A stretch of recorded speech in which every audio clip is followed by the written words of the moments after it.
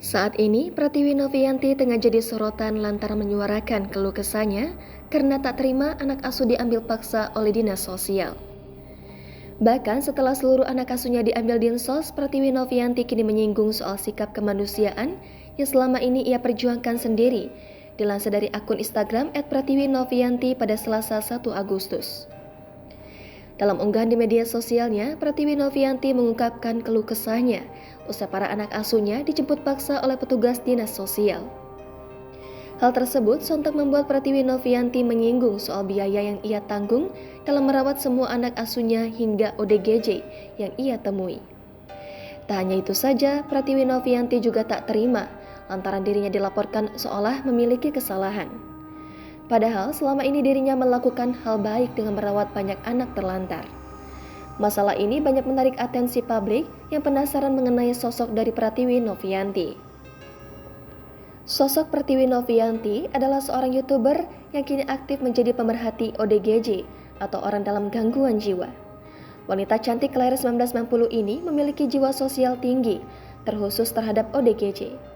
Hal itu berangkat dari latar belakangnya yang merupakan seorang donatur di sebuah yayasan ODGJ. Dari yayasan itu, ia belajar berinteraksi dan membantu ODGJ. Pratiwi Novianti pun membagikan kegiatannya berkeliling daerah pelosok untuk membantu ODGJ lewat YouTube-nya.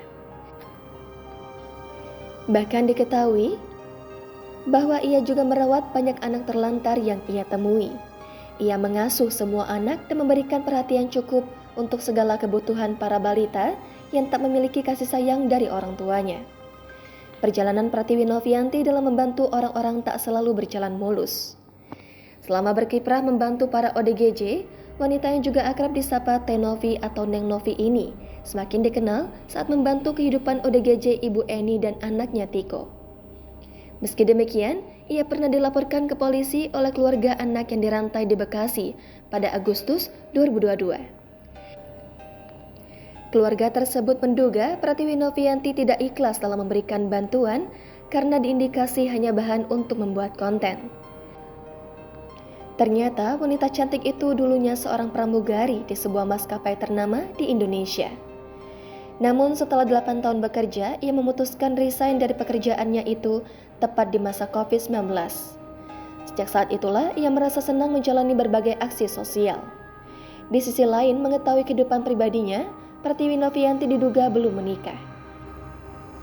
Sementara di Instagramnya pun tak tampak memperlihatkan kedekatannya dengan seorang pria. Jangan lupa subscribe, share, komen, dan like ya!